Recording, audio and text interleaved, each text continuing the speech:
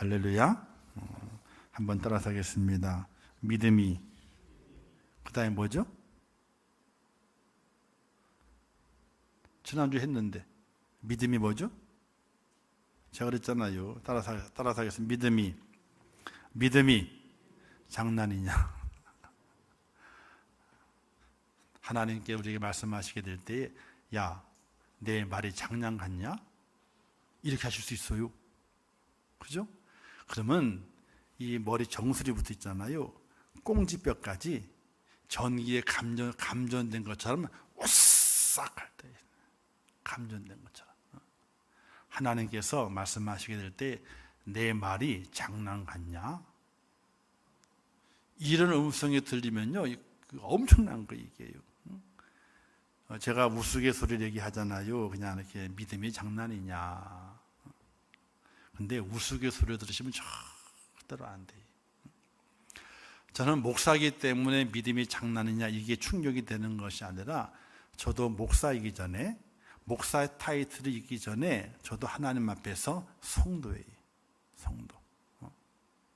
그래서 어떤 경우는 저도 옛날에 내가 목사가 돼가지고 죽으면은 내 묘비에는 목사라고 안 쓰고 맨 앞에는 성도라 쓰고 뒤쪽에다가 양력을 쓸 때에, 이 양반은 이때 목사의 직분을 맡아가지고 수고를 했다. 양력에 앞에는 성도예요. 교회에서 최고로 높은 지위와 최고로 좋은 명칭은 성도예요. 성도. 이게 얼마나 값진 명칭인지를 우리가 깊이 알아야 돼요. 왜냐하면 옛날에 부흥사님이 오셔가지고 설교하게 될 때에 제가 언제 한번 말씀드린 적이 있지만은 충격받은 내용이 있거든요. 하나님의 나라에 올라갔는데, 집사님이 올라갔는데, 천사가 딱 불렀어요. 그래서 아이고 환영합니다. 그리고 아이고 시장하시지요? 뭘 드시겠습니까? 다 묻더래요. 그래서 아이고 천국에도 올라왔는데 음식이 뭐가 있냐 그랬더니 다 있대. 세상에 있는 음식이 다 있대요. 근데 갑자기 뭐가 땡겨요? 어디서 쫙 흘러나오는데 가장 강력한 냄새, 음식 냄새가 뭐가 있을까요? 짜장면. 많은 음식점이 있다 할지라도 냄새 코를 탁 찌르는 짜장면이에요. 짜장면 냄새가 싹 스쳐가게 되는데 갑자기 먹고 싶은 게 짜장면을 먹고 싶더라는 거야. 그래서 짜장면이요 그랬더니 오라고. 딱 갔는데, 이제 식당 갔는데 많은 사람이 식사를 하고 있는 중이에요. 근데 가만히 보게 되니까 우리 교회 장로님이 주방에서 불 앞에서 계속 먹을 이러고 있는 땀 흘리고. 아니 우리 장로님 여기 계시냐고. 그랬더니 왜 저기 계시냐고 그랬더니 천사가 하는 말이, 교회에서 맨날 장로님이라고 섬기만 받다가 올라왔기 때문에 여기서 섬겨야 된다고. 그래가지고 뜨거운 불 앞에서 다 먹지를. 근데 언뜻 생각하기를 우리 목사님 어디 계시냐고. 목사님? 누군데? 목사님 배달 나갔다고. 배달 나갔다. 그때 그 얘기를 들을 때에 충격받은 게 있었어요. 그 얘기 들을 때. 그래서 내가 죽으면은 묘비를 만들면은 그러면은 앞에다가 목사라고 안 쓰고 창피하니까 성도라고 쓰고 그 뒤에다가 몇 년도에 목사 안수를 받고 몇 년까지 목사 일을 하다가 죽었더라. 이렇게 뒤에 작은 표시로 그다음 목사의 직분이 목사였다 하는 걸 나타내면 좋겠다. 이런 생각 가지고 있었어요. 근데 지금은 그것도 없어요. 우리 애들에게 얘기했죠. 우리는 둘은 다 한 다음에 다 갖다 다 뿌리라 그랬어요. 아무것도 만들지 말라 그랬어요. 왜? 아이고 안 만들면 어때요? 안 만들면 어때? 자, 우리가 그렇게 살다가 우리 인생을 살다가 하나님께 가는 것인데 그러면서 제 마음속에 기억되는 것이, 믿음이 장난이냐? 믿음은 장난이 아니다. 믿음은요 천국과 지옥이에요. 둘 중에 하나예요. 그러니까 장난이 아니지. 그냥 적당한 것이 있으면은 괜찮죠. 그런데 믿음이 장난이 아닌 이유는요, 천국과 지옥밖에 없는 거예요. 둘 중에 하나예요. 그러니 장난이 아니에요. 그걸 꼭 좀 기억을 하세요. 기억을 하고. 저도 그렇게 살아가요. 믿음이 장난이 아니다. 그렇게. 자, 꼭 기억하시고 믿음 안에서 하나님의 큰 축복 누리시기를 주님의 이름으로 축원합니다. 자, 우리네 삶을 들여다보게 되면요, 굽이 곡절이 있다고 말합니다. 굽이 곡절. 똑바르고 평탄한 길을 걷는 인생은 아무도 없이 굽이 이 꼬부랑꼬부랑 그런 곡절이 있는 인생을 살아간다라고 말합니다. 그래서 이런 말이 있습니다. 인생 구곡이라. 인생에는 큰 9개의 골짜기가 있다는 거예요. 9개의 골짜기가. 그걸 다 지나가야지만 인생이 끝난다는 거예요.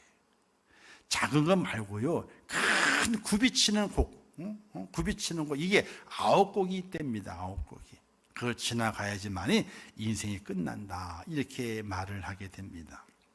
근데 강원도 춘천에 가게 되면요, 그 봉화산 자락에 뭐가 있냐면 구곡폭포라는 곳이 있어요. 구곡폭포. 여기는 언제 가야 좋으냐면요, 비가 좀 많이 온 날 또는 눈이 좀 많이 온 날, 추운 날, 요 2날을 가야 돼. 그러면 좀 그래도 의미가 많이 깊어요. 비가 많이 오는 때는 한여름이잖아요. 그죠? 비가 많이 오는 때 그때 올라가야 돼. 폭포가 있는데 폭포에 물이 펄펄 쏟아져요. 큰 폭포가 있는데. 그리고 겨울에 가게 되면요, 하얀 눈밭이 깔려 있으면서 맨 끝에는 그 폭포가 얼어가지고 거기에서 빙산에 등반하는 사람 뭐라 그래요? 빙산을 올라가 이렇게. 잡고 밧줄을 들여 놓고 올라가요. 등반하는 거예요. 빙산을. 거기에 그 폭포가 있어요. 그 폭포를 여름에는 참 물이 많이 떨어지면 장관이고, 겨울에는요 하얗게 얼음이 얼어가지고 거기에 이제 등반을 하는 사람들이 있어요. 그래서 평상시 때도 괜찮지만은 그러나 비가 좀 많이 온 여름철, 그리고 눈이 좀 많이 온 추운 날, 거기를 걸어가게 되면은 구곡을 걸어가게 되는데, 구곡. 거기에서 인생을 많이 또 생각을 하게 한답니다. 성경 이야기는 아니에요. 근데 거기에 그렇게 구곡 폭포라 그래가지고 있어요. 가는 길에 중간중간에 한 곡, 2곡 세고 해가지고 뭔가 의미 있는 이제 표시판이 세워져 있어요. 혹시 보셨는지 모르겠지만은 안 보셨으면요, 갈 기회가 되게 되면은 한번 가세요. 그러면 그렇게 뭐 언덕배기 길도 아닙니다. 그냥 산을 쭉 올라가는 길인데 의미가 깊어요. 생각을 많이 하게 됩니다. 그래서 제가 잠깐 소개할 터인데, 구곡폭포 입구에는요, 구곡혼이라 그래가지고 9개의 곡을 이야기하게 돼요. 그래서 쌍기역을 가지고 9개를 만들어냈습니다. 꿈, 끼, 꾀, 깡, 꾼, 끈, 꼴, 깔, 끝, 이렇게 9개를 만들어놔. 그걸 풀이를 해놨어요. 그래서 그거 읽는 재미에 금방금방 지나갑니다. 그리고 만나게 되면 맨 마지막 만나는 것이 폭포를 만나게 돼 있어요. 그래서 의미가 좀 있습니다. 혹시 자녀분들하고 시간 되게 되면 목사님 얘기하게 되는데, 큰 건 아닌데 좀 의미를 새길 수 있는 폭포가 있다더라. 구곡폭포, 춘천에 있어요. 그래서 한번 가시면 좀 좋을 것 같아요. 자, 첫 번째는요, 꿈이라는 이정표를 보게 됩니다. 인생을 살아가게 될 때에 희망을 찾는다는 거죠. 희망이 없이는 인생이 시작이 안 된다는 겁니다. 어린애가 태어나게 될 때죠, 으앙 울잖아요. 왜 울게요? 살았다는 표현이죠. 나 살았다 표현이지만 그게 아니랍니다. 의미를 새겨보게 되면은 세상을 향해서 내가 간다 라고 소리 지르는 것이 으앙 하고 소리 지르는 거래요. 내가 간다, 이렇게 희망을 품고 출발하는 거라, 이렇게 이야기를 하게 돼요. 그래서 꿈이 있어야 된다. 꿈은 클수록 좋게 됐죠. 이 꿈은요, 자기의 생명줄이 될 수 있습니다. 남은 삶에서 내 꿈은 무엇일까? 그것도 생각을 해볼 필요도 있습니다. 그래서 연세 드신 분들이 아이고 나는 뭘 꿈을 생각을 해. 그게 아니에요.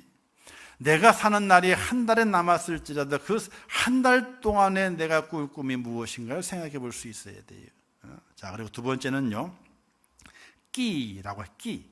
끼는 재능을 발견하는 거라 말하게 됩니다. 삶의 여정에서 성공을 이루기 위해서 자기만이 가지고 있는 차별화된 끼가 있어야 된다. 끼가. 그래 성공을 한다는 이야기입니다. 그래서 내게에서 하나만큼은 자신 있는 것, 그게 있어야 되는 것, 자신 있는 것. 그래서 끼를 발견해야 된다. 세 번째는요, 꾀라고 말합니다. 이 꾀는 뭐냐면요, 일을 잘 해결할 수 있는 지혜라고 말하게 돼요. 그러니까 꾀가 나쁜 꾀가 아니라 먼 일을 만났는데 그 일들을 순조롭게 잘 해결할 수 있는 기지, 그 지혜를 꾀라고 말한다고 그럽니다. 그 꾀가 있어야 되고, 네 번째는요, 깡이 있어야 됩니다. 나는 깡다구가 있잖아요, 그죠? 깡다구. 이걸 용기라고 말하게 됩니다. 내 마음속에 솟구쳐 오르는 그 용기, 그 사람은 그 용기가 있어야 된다. 용기가. 여호수아가 용기가 없을 때에, 언제 요단강을 앞에 놓고 약속의 땅을 바라보게 될 때에 용기가 없었어요. 이 하나님이 뭐라 말씀하시게 돼요? 여호수아에게 너는 마음을 강하게 하고 담대히 하라. 용기를 가져라는 겁니다. 자, 그 다음에 다섯 번째는요, 꾼입니다. 꾼. 한 분야의 최고봉이 되라. 꾼, 장사꾼. 그죠? 꾼이라죠. 꾼, 장사를 잘하는 사람 꾼이라고 그러잖아요. 그래서 그 꾼이 돼야 된다. 우리 그리스도인들은요, 먼저 예수꾼이 돼야 돼. 예수꾼이. 예수를 잘 믿는 전문가. 예수를 잘 믿는 전문가가 돼야 돼요. 또 뭐냐면 전도꾼이 돼야 돼. 하여튼 전도를 잘해. 그래서 한 분야의 최고봉을 이루는 사람이 돼야 된다. 그래서 노력을 많이 해가지고 성공을 해야 된다. 이렇게 말하게 됩니다. 여섯 번째는요, 끈입니다. 끈. 이 끈은 뭘 말하게 되면 삶 속에서 맺어지는 관계, 인간관계 또는 뭐 다른 어떤 네트워크 뭐 이렇게 얘기할 수 있게 되죠. 그 끈이 있어야 된다. 그래서 인맥을 참 중요하게 여기게 되죠. 인맥을. 저도 제 휴대폰에 한 1000명 정도가 있습니다. 근데 옛날 과거의 사람들이어가지고 연락을 안 해요. 못하는 게 아니라 제가 안 합니다. 왜? 다 믿는 사람들이고 다 제가 몸담았던 교회의 사람들이 중직들이기 때문에 그들에게 내가 연락하고 관계를 맺는 것은, 사적인 관계를 맺는 것은 목회자로서 하지 않아야 될 도덕적인 누리기 때문에, 보이지 않는 누리기 때문에 연락을 하지 않습니다. 그래서 어떤 데는 기억부터 있잖아요. 쫙 훑어봐요. 그러면 야, 이분이 기억하려고, 잊어먹지 않으려고 제 속에 휴대폰 기록된 분들이 이렇게 기억을 해요. 참 고마운 분들이 많죠. 근데 연락을 안 합니다. 어떤 분들은 고마운 분이었는데 돌아가셨대. 연세가 많으셨어. 근데 왜 연락 안 했느냐? 아이고, 목사님 힘드시고 어려운데 여기까지 오시지 할 수 없다 그래서 연락을 안 했다고. 전 나중에 들어요. 그것도 더 삥 둘러가지고. 그때 마음이 아파요. 마음이 아파. 자, 어쨌든 그런 인맥이 참 중요하게 되는 거예요. 인맥이. 그래서 저는요, 제게 오는 사람은 안 말려요. 오시는 분들은 안 말려. 그러나 제가 그분들 연락을 하진 않아요. 참 안타까운 목회의 한 어두운 뒷면이에요. 목회자의 어떤 도덕적인 그 룰 때문에 어떤 때는 이런 적이 있었더라고요. 한 번 얼마 안 돼가지고 온지 연락을 했더니 소문이 다 퍼졌어. 아유, 어느 분들 연락했는데 왜 나한테 연락 안 했지? 이렇게. 이것도 아니구나. 그래서 그냥 생각이 나서 근처를 지나가면 생각나잖아. 10만 원 했으니까. 그래서 잘 계신가 전화했었는데 그게 또 나중에는 나한테 전화하셨더라고. 근데 딴 분 전화 안 했잖아요. 그럼 그게 또 어떻게 돼요? 괜히 또 마음을 상하는 거리가 되는 바람에 이것도 아니구나. 그래서 접자. 휴대폰 번호는 있지만 접자. 그리고 살아가게 돼요. 그래서 목사는요, 오직 누구만 있는 거예요? 자기 교회 안에 있는 성도밖에 없어. 그 성도가 어떤 데는 친구가 되고, 어떤 데는 동생이 되고, 어떤 데는 엄마가 되고, 어떤 데는 아버지가 되고, 어떤 데는 할아버지, 할머니가 돼요. 근데 어떤 순간에는요, 갑자기 남남이 돼. 이게 목회자가 걸어가는 길 속에서 감내하고 받아들여야 될 숙명은 옛날 다른 세상 얘기지만 숙명과도 같은 이야기가 그 속에 담겨져 있어요. 그래서 목회가 되면 자기 안에 있는 이 양들밖에 모른다, 이렇게 돼 있어요.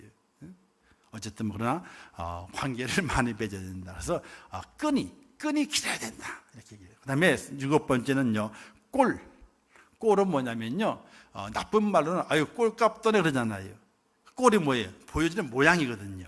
그러니까 누군가에게 보여지는 내 모습을 잘 만들어야 된다. 누군가가 내 모습을 보게 되는데 내 모습을 잘 만들어야 된다. 그래서 마음을 잘 쓰게 되면은 그 드러나는 그 모습이 아름다워지기 때문에 마음의 모양과 내 겉의 모습을 잘 가꾸어야 된다. 우리 권사님들 있잖아요, 머리도 잘 빗고 다니시고, 저도 염소를 해야 될 건가 봐요. 이 옆에가 너무 셔가지고 그 TV를 그 영상 보니까 있잖아요, 머리는 여기 없고 하나도 없고 여기만 까맣게 되는 것 같아요. 너무 보기 싫은 것 같아요. 그래서 염소를 해야 될 것 같아. 그래서 권사님들도 염색하실 분 예쁘게 염색하시고, 머리도 그 고데기로 찢어요. 뽀글뽀글 찢든지 어떻게든지 주죠. 그리고 아니 예쁘게 하고 다녀야 돼요. 그리고 또 손자 손자들한테 내 생일 선물은 향수를 사갖고 오너라 그래가지고요. 봄에는 그 뭐예요, 아카시아 향이든지 장미 향이든지 쫙 뿌리고, 가을 되면 국화향이 또 있어, 향기가 사달라 그래가지고 칙칙칙 뿌리고 다니고, 그렇게 가꿔야 돼요. 그렇게 가꾸지 마요? 아니 몰라요. 알아서 하세요. 저도 뭐 향수를 안 좋아하니까 워낙. 근데 이제 꼴이 있답니다. 꼴. 누군가에게 보여지는 우리의 모습이 아름다워라. 이렇게 우리의 모습을 가꿔야 된다는 겁니다. 그리고 8번째는요, 깔. 때깔이 좋다, 빛깔이 좋다, 뭐 이런 얘기 하잖아요. 그죠? 우리의 모습이 산뜻하고 고와야 된다. 인생을 살다 보게 되면 사람이 거칠어지게 됩니다. 왜? 하루하루 살아가는 날들이 그렇게 만만한 것이 아니에요. 인생을 살아가는 날들이 그렇게 이게 만만하게 살아갈 날들이 아닙니다. 저도 이제 곧 있으면 60이기 때문에 60평생을 살아봤거든요. 살아보게 되니까 어른들의 말씀이 맞아. 인생을 살아가는 날들이 만만한 게 아니야. 하나라도 거저 지나가는 것이 없어. 하나라도 뭔가 지나가기 위해서는 상처가 따라야 돼. 또 나의 고달픔이 따라야지만 그 골짜기를 지나갔어. 그 인생의 그 못 살아가게 될 때 우리는 그렇게 험난한 인생을 살아가지만은 우리의 모습이 아주 고와야 돼. 산뜻해야 돼.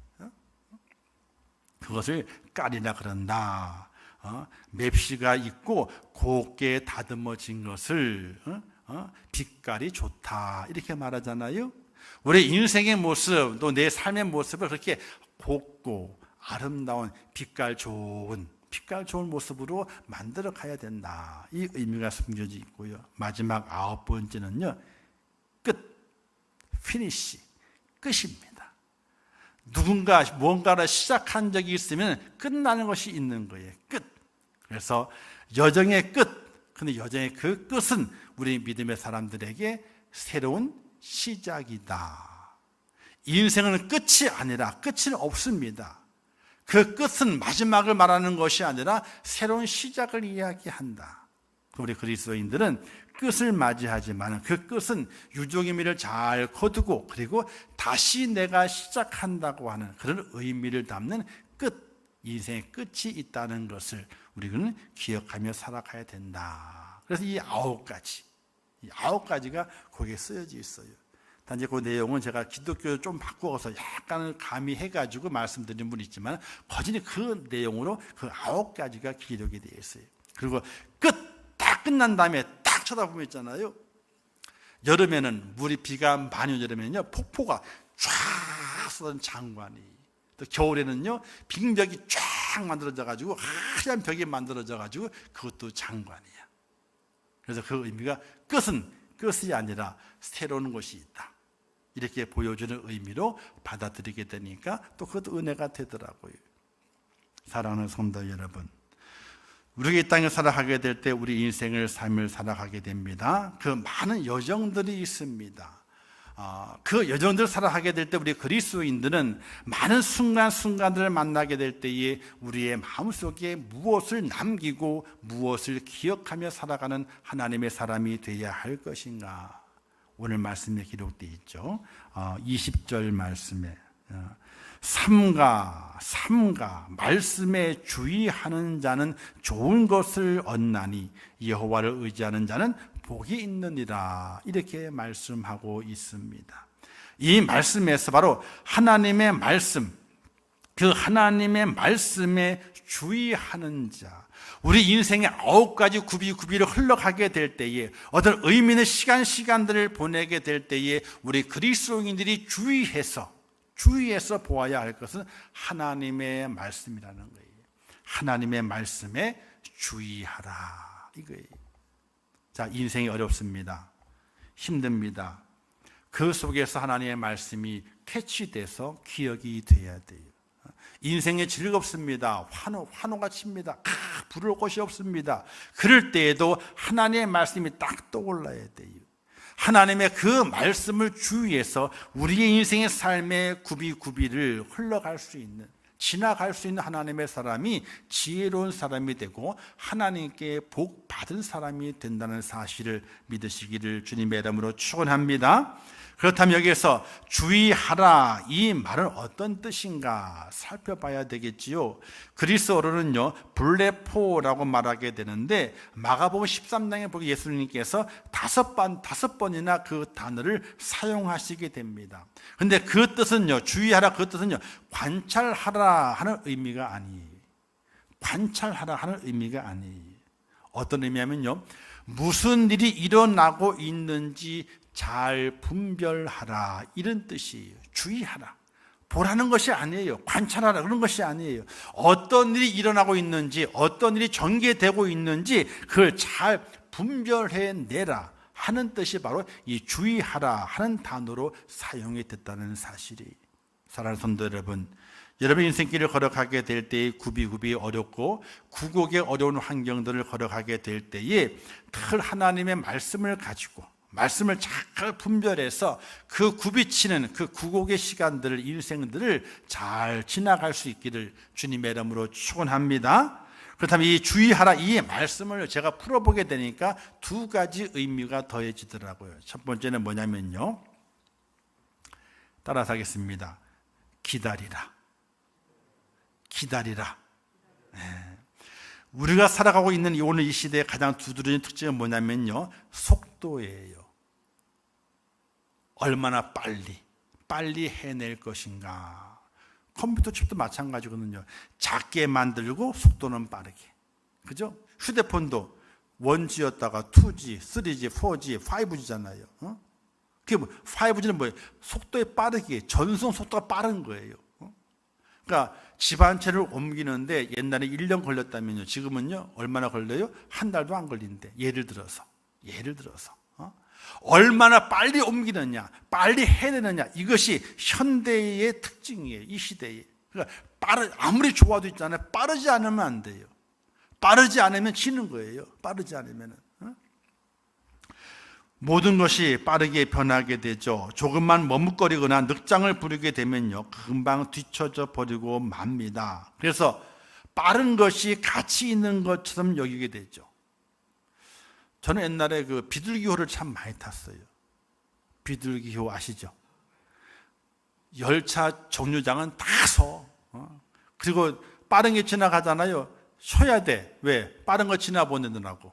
그래서 평택입니다. 뭐 선행열차가 있어가지고 잠시 더 정차하겠습니다 하고 그러면 휙 지나가면 그때서 출발하는 거예요. 타보셨죠? 안 타보셨어요? 아이고, 비싼 것만 타고 다니셔가지고. 저는 비둘기호가 제일 쌌었어. 그리고 우리 연애할 때 포항까지 가야 되거든요. 시간이 없으니까 밤새워 달려가자 해가지고 수원에서 9시 45분에 부산 진역, 부산까지 안 가요. 진까지밖에 안 가요. 부산 진역까지 가는 이제 비둘기호가 있었어요. 9시 45분에. 그걸 타게 되면요, 동대구에 내려가지고 다시 또 비둘기 또 타. 그 비둘기는 통근열차요. 통근열차. 통근하기 위해서 특별하게 배정되어 있는 비둘기 열차예요. 통근열차. 그걸 타고 가게 되면, 아이고, 제가 미쳤지. 9시 45분에 출발해가지고 포항 도착하면 8시 반이요. 11시간 동안 가는 거요. 누구 한 사람 만나려고. 아이고, 누구예요? 저 뒤에 있는 사람. 자, 비둘기호가 있어. 근데 지금 없어졌어요. 무궁화호 지금 있어요, 없어요? 없어요. 그리고 새마을호도 많이 바뀌었습니다. 그죠? 바뀌어가지고 잘 없어. 열차가 잘 없는 거. 옛날에 무궁화도 많았고 다 많았었는데 다 없어졌어. 왜? 빨리 가야 된다. 빨리 가야 된다. 그래서 각 지역마다 역을 많이 만들잖아요. 그죠? 많이 만들어요. 그런데 무궁화호도 별반 없어가지고 어떤 걸 타야 돼요? 비싼 걸 타야 돼요. KTX는 많어. 다른 건 없어. 왜? 빨리 가야 좋기 때문에 빠른 걸 하는 거예요. 빠른 거. 그래서 버스 보게 되면요, 중간중간 정차하는 것들이 많이 없어졌어요. 직통으로 많이 가요. 왜? 빨리 가기를 원하게 되니까.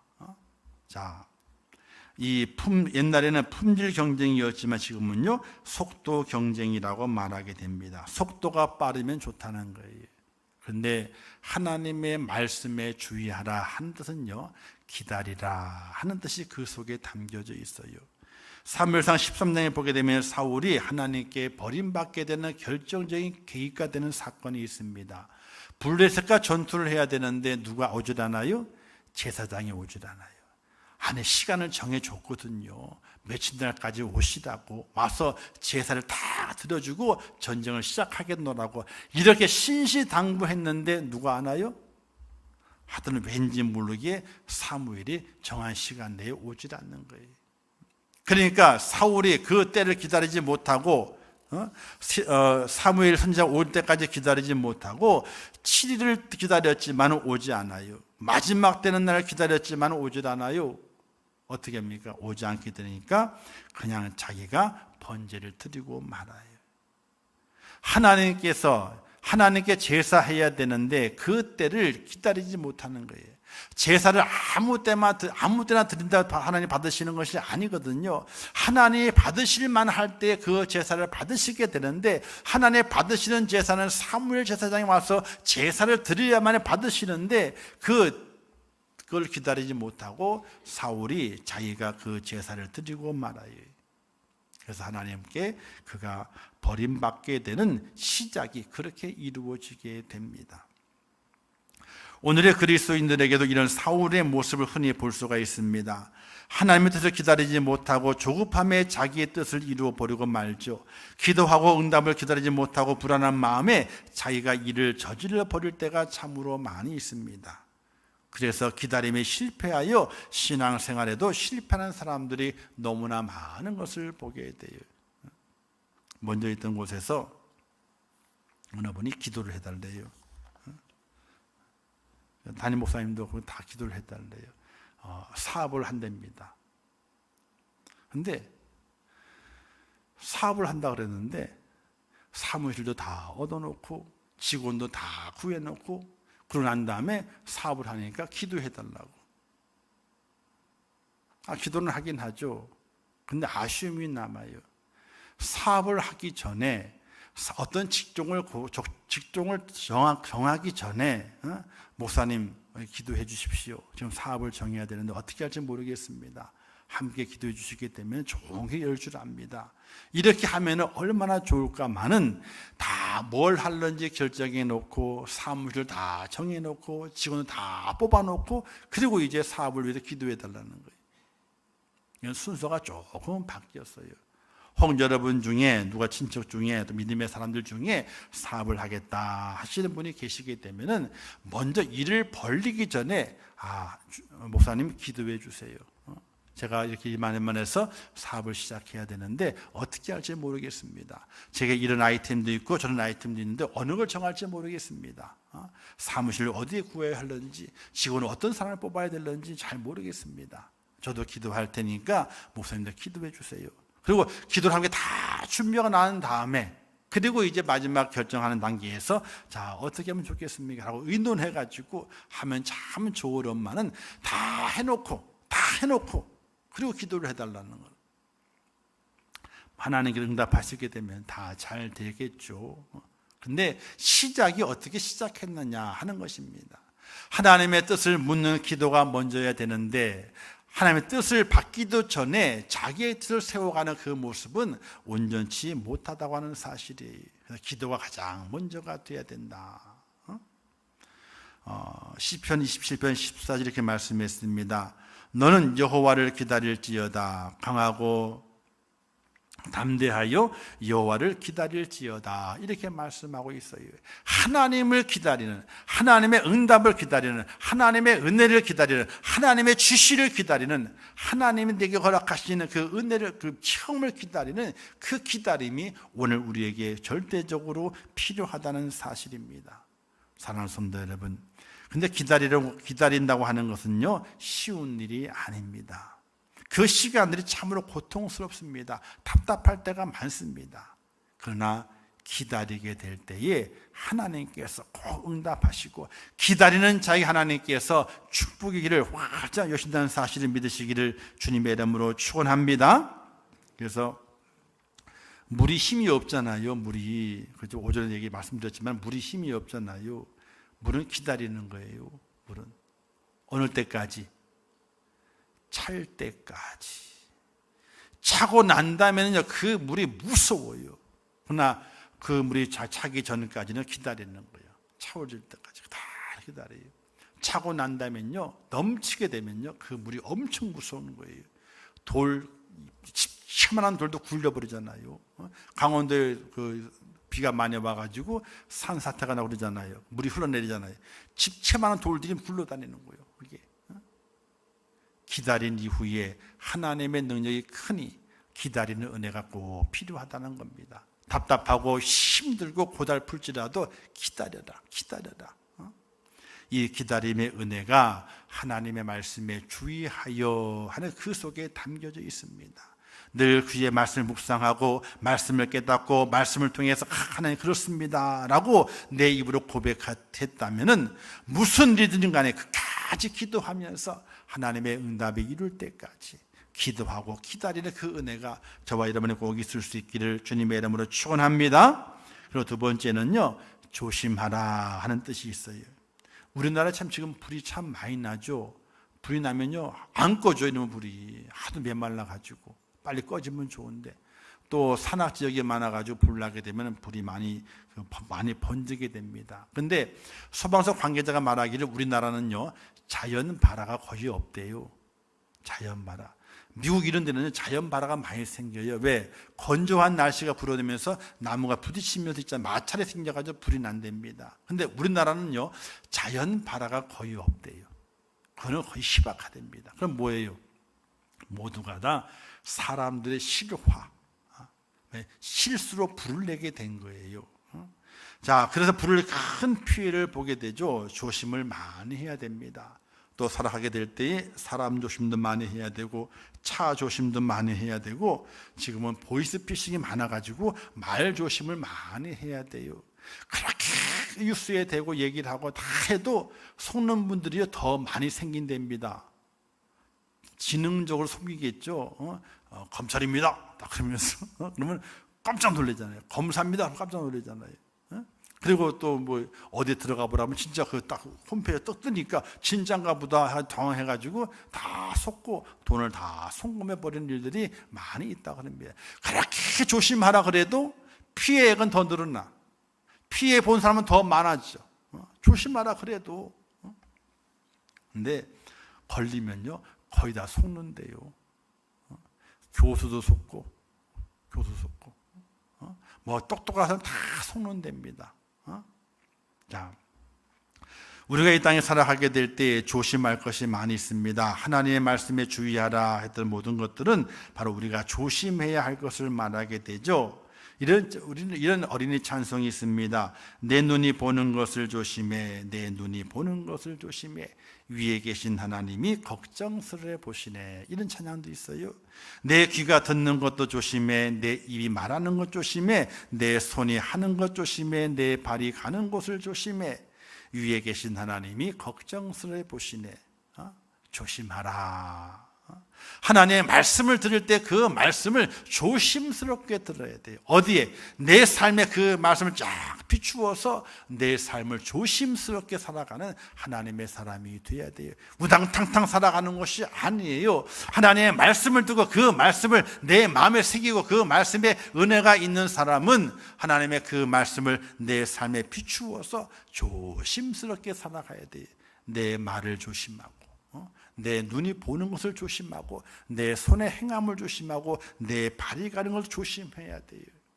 그렇게 조심하게 되면요, 세상의 사람들이 저 사람은 하나님의 말씀을 조심스럽게 듣고 잘 직역하는 자이기 때문에 그리스도인이다 라고 칭찬하고 인정하게 되거든요.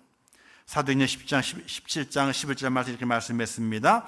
베레아 사람은 데살로니가에 있는 사람보다 더 신사적이어서 간절한 마음으로 말씀을 받고 이것이 그러한가 하여 날마다 성경을 상고함으로, 하나님의 말씀을 받은 이후에 깨달았어요.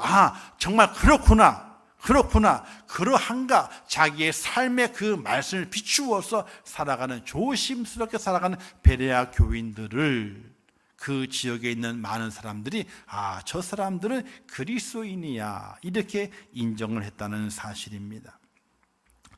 음식은요, 겉모양만 봐서는 그 맛을 알 수가 없지요. 모양이 좋아도 맛이 안 좋을 수도 있거든요. 맛을 봐야 됩니다. 말씀도 직접 먹어보아야만이 맛을 알 수가 있습니다. 설교를 통해서 듣고 잊어버리는 것은 우리의 삶을 변화시킬 수 없습니다. 하나님의 말씀을 듣고 잊어버리는 것, 전혀 우리의 삶에 변화가 없습니다. 그 말씀을 내가 받고 그 말씀을 조심스럽게 내 삶에 비추어 가게 될 때에 거기에서 능력이 나타난다는 사실을 믿으시기를 주님의 이름으로 축원합니다. 그냥 매일매일 말씀을 듣는 이는요, 잘못하게 되면 광 속에 있는 콩나물 시루가 될 수도 있어요. 광 속에 있는 콩나물 시루. 어떤 분이 그러잖아요. 아이고, 교회 다녀도 그냥 듣기만 해도 다 은혜가 돼, 은혜가 다 자라 그러잖아요. 자라긴 자랍니다. 뭘로 자라요? 광 속에 있는 콩나물 시루야. 그래서 콩나물이 돼. 그 콩나물은요, 콩 하나에 콩나물이 몇 개예요? 콩알 하나에 콩나물이 한 개예요. 자기 하나밖에 못 길러내. 그러나 그 말씀을 듣고 그 말씀을 깨닫고 그 말씀을 통해서 힘을 내고 능력을 내는 자는 광 속의 콩시루가 아니라, 콩시루에 있는 콩나물이 아니라 저 밭에 있는 콩나무가 되는 거예요. 콩나무가 되면요, 몇 개가 열려요? 못 열려도 30개는 열려요. 더 많이 열리면 쭉쭉 열려가지고 100개는 열려요. 100개는. 사랑하는 성도 여러분, 오늘 우리가 하나님의 말씀을 조심스럽게 받고 그 말씀을 내 삶에 비추어서 하나님의 말씀이 그러한가, 정말 이 말씀이 맞는가, 조심스럽게 그 말씀대로 행하는 자가 되게 될 때에 저 밭에 심겨져 있는 콩나무가 되는 거예요. 주렁주렁 콩나무가 열리는 거예요. 30배, 60배, 100배의 결실을 맺어요. 그러나 그렇지 않으면요, 광 속에 놓아 있는 시루 속에 있는 콩과 똑같은 거예요. 물을 받아 먹었으니 자라긴 자라죠. 키가 큽니다. 뿌리도 있습니다. 그러나 콩알 하나에서 콩나물 하나밖에 자라지 못하게 되는, 겨우 자라게 되는 그런 모습의 열매밖에 거두지 못한다는 사실이에요. 하나님 이렇게 말씀하시게 됩니다. 너희는 말씀을 행하는 자가 되고 듣기만 하여 자신을 속이는 자가 되지 말라. 너희는 내게 배우고 받고 듣고 본 바를 행하라. 그리하면 평강의 하나님이 너희와 함께 계시느니라. 이 말씀이 꼭 새겨져서 하나님의 말씀에 주의하라고 하는 것은 하나님의 응답이 올 때까지 묵묵히 인내하며 기다리라 하는 말씀이구나. 이 하나님의 말씀에 주의하라고 하는 것은 우리의 삶을 살아가게 될 때에 그 하나님의 말씀을 잘 비추어서 정말 그 말씀이 그리한가, 말씀이 맞는가, 이걸 확인하면서 조심스럽게 살아가는 하나님의 사람이 되라고, 말씀을 조심스럽게 행하는 자가 되라고 우리에게 교훈 주시는 거구나. 이것을 깊이 있게 깨달아서 지금까지는 몰라요. 내일부터 기도하면서 하나님 제게 응답해 주세요 라고 하나님의 은혜와 응답을 기다리고, 하나님의 말씀을 내 삶 속에 잘 비춰보면서 내가 정말 말씀대로 살아가고 있는가. 자, 오늘 오전의 말씀이 뭐예요? 성령 충만을이잖아요. 그죠? 성령 충만하게 되면 더 은혜가 있잖아요. 그 성령 충만을 받기 위해 두 가지가 필요하다 그랬는데, 첫 번째가 뭡니까? 통에 자복해야 된다라고 했어요. 그죠? 통에 자복해야 돼. 내 속을 비워내야만이 새 것을 받아들일 수 있으니까 정말 내가 통에 자복해야 되겠구나. 어떤 분들 그래요. 고백할 죄가 없대요. 죄가 없대요. 근데 한번 고백해 보세요. 그러면요, 죄가 타래로 실타래처럼 줄줄줄 나오게 될 거니까. 그 통에 자복을 해보는 거예요. 그리고 또 뭐라 그랬어요? 하나님, 이 마음속에, 이 빈 마음에 다 씻어냈습니다. 다 버렸습니다. 성령을 내게 주시옵소서 라고 간절히 기도해 보는 거예요. 왜? 하나님의 말씀이 맞는지 안 맞는지 그렇게 해보라 그랬잖아요. 말씀을 조심스럽게 받아서 정말 그러한가 안 그러한가 비교해 보라 그랬잖아요. 오늘 우리에게 그와 같은 은혜가 있을 때에 하나님께서 그를 축복하시게 되고 평강의 하나님이 너와 함께 하시리라. 그 은혜가 넘친다는 사실을 믿으시기를 주님의 이름으로 축원합니다. 그래서 사랑하는 성도 여러분, 기다리셔야 돼요. 그리고 말씀을 조심스럽게 행하셔야 돼요. 그래서 하나님의 말씀을 의지하는 자는 복을 받는다, 이렇게 말씀했죠. 그 복을 받는 것은 지혜를 얻는 것인데, 지혜를 얻는 것이 금을 얻는 것보다 얼마나 나으냐, 이렇게 말씀하고 있어요. 오늘을 살아가면서 어두운 세상 살아갑니다. 힘든 세상 살아갑니다. 그 속에서 하나님의 말씀을 정말 잘 주의 있게 잘 우리의 마음에 품고 하나님의 응답을 기다리고, 그리고 하나님께서 내게 말씀하시는 그 말씀을 조심스럽게 내 삶에 잘 비추어가면서 하나님의 말씀이 맞는 거구나, 이걸 확인해 가면서 더욱더 아름답게 성장하셔서 하나님의 말씀을 듣고 그 말씀에 잘 주의하는 성도가 되어 하나님께서 내가 너희와 함께 하리라 하는 응답의 축복을 통해서 넉넉히 이 땅을 승리하는 하나님의 축복자가 꼭 될 수 있기를 주님의 이름으로 축원합니다. 기도하겠습니다. 좋으신 아버지 하나님, 은혜를 감사합니다. 말씀을 잘 기억하게 하옵소서. 하나님의 말씀을 주의 있게 잘 듣고 깨닫고, 그리고 내 삶을 비추어서 정말 그 말씀대로 살아가고 있는지 조심스럽게 살게 도와주시고, 또 하나님의 응답을 끝까지 믿음으로 기다리는 축복자가 되게 하여 주옵소서. 예수님의 이름으로 기도하옵나이다. 아멘. 우리 찬송가 지금은 우리 주 예수 그리스도의 은혜와 하나님 아버지의 크신 사랑하심과 성령님의 감화 감동하시고 위로하시며 축복하신 은혜가 오늘 거룩한 성일을 지키며 주의 전에 올라와 성령 충만케 되어야 됨을 깨닫고, 또 하나님의 말씀을 들을 때에 그 말씀을 주의하여 하나님의 응답을 기다리며 그 말씀이 내 삶에 잘 적용되고 있는지 조심하며 살아가 하나님의 크신 은혜와 은총 가운데 승리하기를 원하는 우리 임천의 모든 순도들 머리 위에와 그들의 가정, 일터, 생업, 자녀들, 기도의 소원들 위에, 이 나라 이민족 위에, 또 세계 속에서 복음을 증거하시는 선교사들과 그 사역들 위에 이제부터 영원토록 함께 있을지어다. 아멘.